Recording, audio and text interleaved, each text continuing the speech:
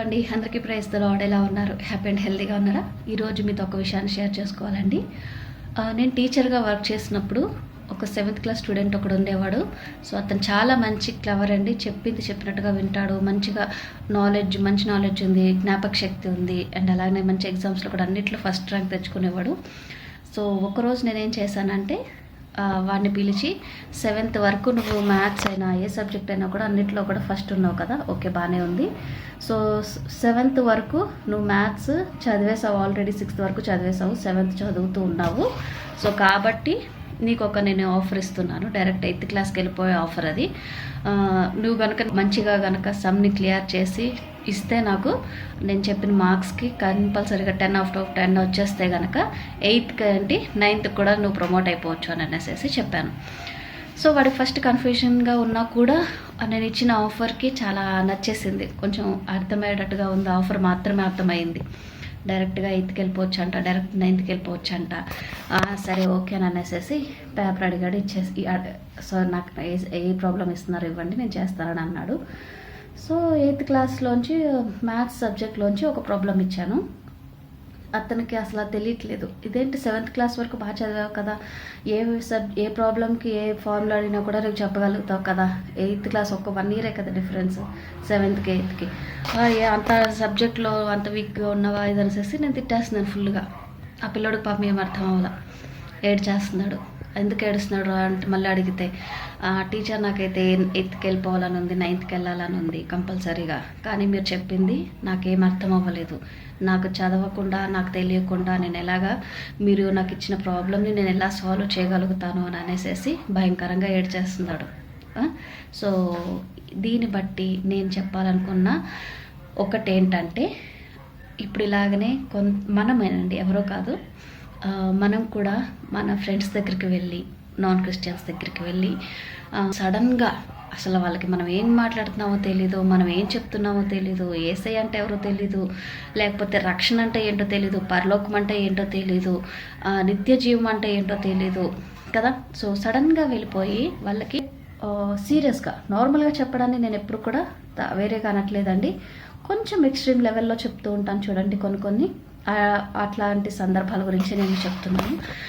ఎందుకంటే సమయం లేదు అననే ఒకటి మనకి మాత్రమే తెలుసండి, ఇంకా అంటే నిజానికి మనకే తెలుసు అది సమయం లేదు, దేవుడు సడన్గా వస్తారు, రాకడ వస్తుంది, ప్రళయాలు వచ్చేస్తాయి, లేకపోతే కొట్టుకుంటా, ఇవన్నీ కూడా మనకి తెలుసు. ఎందుకంటే మనం చిన్నప్పటి నుంచి మనకి వింటున్నాము, మనకు చెప్తుంటారు, మన ఫ్యామిలీలో మనల్ని అలా పెంచుతారు, మనల్ని అలా ట్రీట్ చేస్తారు, సహనంగా ఉండాలి శ్రమలలో కూడా అనేసి కదా.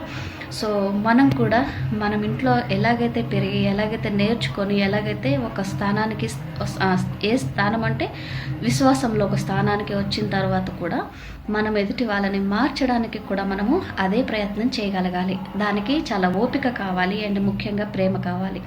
నేను ఒక్కటే చెప్తున్నది, కంక్లూషన్ ఏంటంటే, మనము దేవుని గురించి తెలియని వ్యక్తులకి ఇంట్రడ్యూస్ చేయాలి అని అంటే మొదటిగా వాళ్ళు మనల్ని మాటల కంటే కూడా మన భావాల్ని, అంటే మన పరిస్థితుల్ని, మన విశ్వాసాన్ని అన్నిటిని కూడా గమనిస్తారండి. ఓకేనా.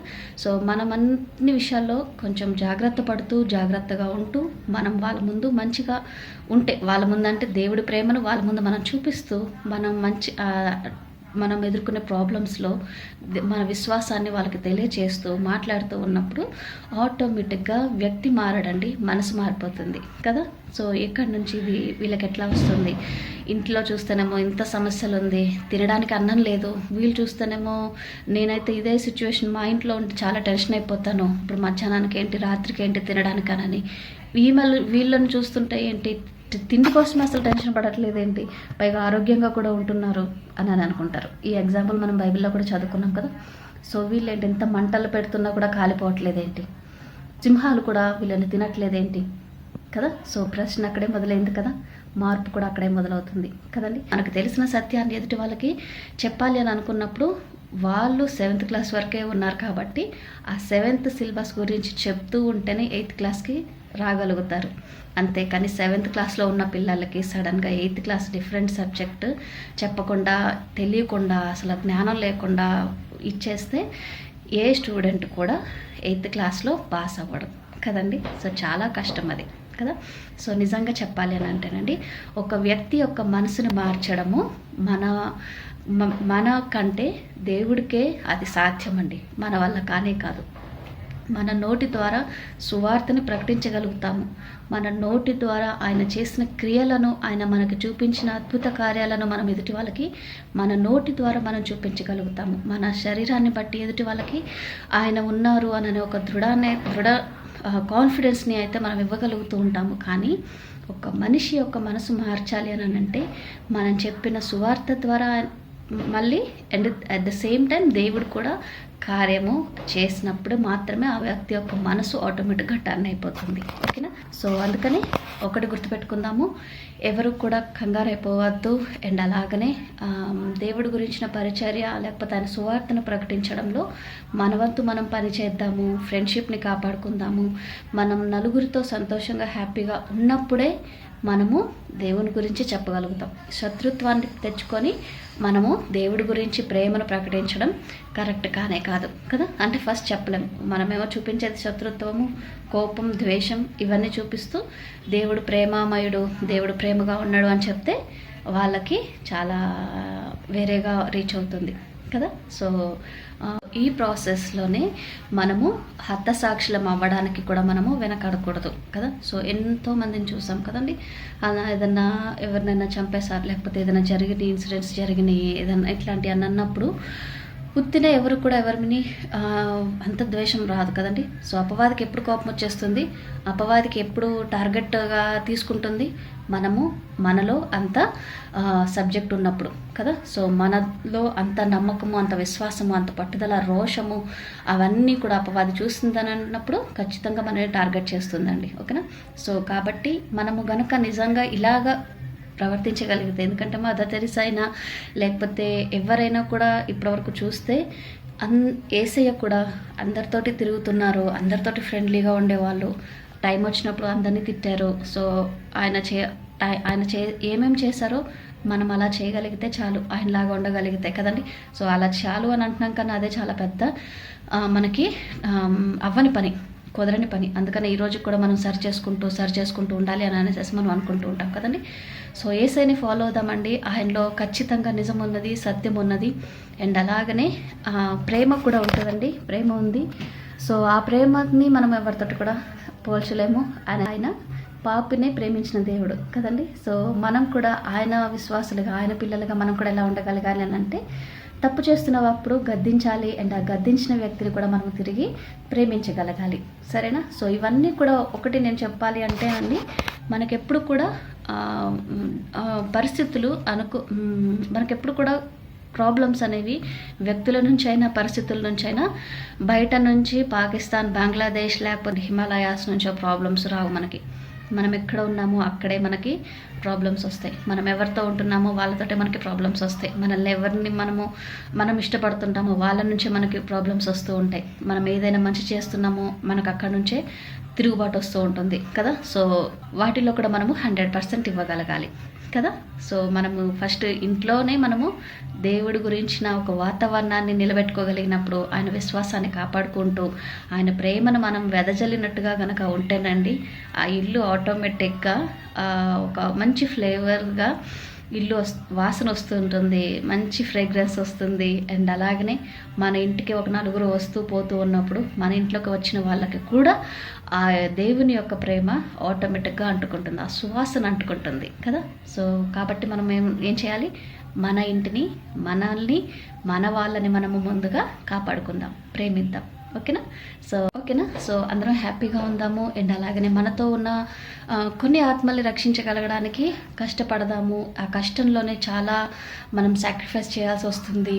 ఆ టైంలో మనము చాలా ఫేస్ చేయాల్సి వస్తుంది. బాధ్యతలు వస్తాయి, మనకి భారాలు వస్తాయి, శోధనలు వస్తూ ఉంటాయి. వీటన్నిటిని తట్టుకోవాలంటే ముందుగా మనము స్ట్రాంగ్గా నిలబడాలి. ఆ స్ట్రాంగ్గా నిలబడాలి అని అంటే నేల మీద నిలబడితే మనం నిలబడిపోవడం కాదండి, దేవుని వాక్యంలో నిలబడగలగాలి. నిజంగా ఆయనతోనే అనుకొని ఉంటే మనము మన మీదకి ఎంత తుఫాన్లు వచ్చినా కూడా మనము చెదిరిపోకుండా నిలబడగలుగుతాం కదా. వాక్యం చదువుకుందామండి, వినండి. మార్కు సువార్త 12వ అధ్యాయము 21వ వచనము. గనుక రెండవ వాడు ఆమెను పెండ్లి చేసుకొనిను, వాడును సంతానము లేక చనిపోయిను. అటువలనే 3వ వాడును చనిపోయిను. ఇట్లు 7 సంతానము లేకయే చనిపోయిరి. అందరి వెనుక ఆ స్త్రీయు చనిపోయిను. పునరుద్ధానమందు వారిలో ఎవనికిని ఆమె భార్యగా ఉండును?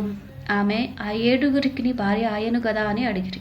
అందుకు యేసు, మీరు లేఖనములను గాని దేవుని శక్తిని గాని ఎరుగకపోవుట వలననే పొరబడుచున్నారు. వారు మృతులలో నుండి లేచినప్పుడు పెండ్లి చేసుకొనరు, పెండ్లికి ఇయ్యబడరు, కానీ పరలోకమందున్న దూత వలె నొందురు. దేవుడి వాక్యం ఇంతటితో దీవించిన గాక. ఆమేన్. ఒక చిన్న ప్రేయర్ చేసుకుందాం, ఏకీభవించండి. మహాపరిశుద్ధుడైన తండ్రి యేసయ్యానికి వేలాది వేల స్తోత్రాలు ప్రభా. ఈ రోజు వరకు మమ్మల్ని క్షేమంగా నాయన సురక్షితంగా నిలబెట్టినందుకు నీకే వందనాలు, స్తోత్రాలు ప్రభా. మమ్మల్ని కాచి కాపాడేందుకు నీకు వేలాది వేల స్తోత్రాలు నా తండ్రి ప్రభా.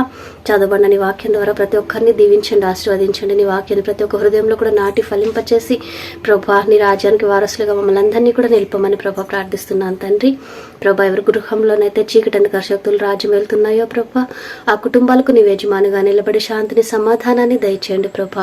నెమ్మదిని దయచేయమని ప్రార్థిస్తున్నాను తండ్రి. అనారోగ్యంగా ఉన్న వారికి స్వస్థతను దయచేయండి, అది నీ వలన మాత్రమే సాధ్యము నా తండ్రి. నీవు ముట్టండి నైనా ప్రభా, స్వస్థపరచండి నా ప్రభా. ఏసీఆ ఫైనాన్షియల్ గిరుగులు ఇబ్బందులతో ఉన్న వారికి నైనా తండ్రి నీ మంచి నానా ప్రభా జ్ఞానాన్ని తెలియచేసి ప్రభా, మంచి తలంపులు దయచేసి ప్రభా, వాటి నుంచి ఎలా బయటకు రావాలో తండ్రి ప్రభా నీవేనైనా ధైర్యాన్ని ప్రభా దయచేసి ప్రభా ప్రతి ఒక్కరిని కాపుదల భద్రపరచమని తండ్రి ప్రార్థిస్తున్నాను ప్రభా. నైనా నీకే వందనాలు తండ్రి.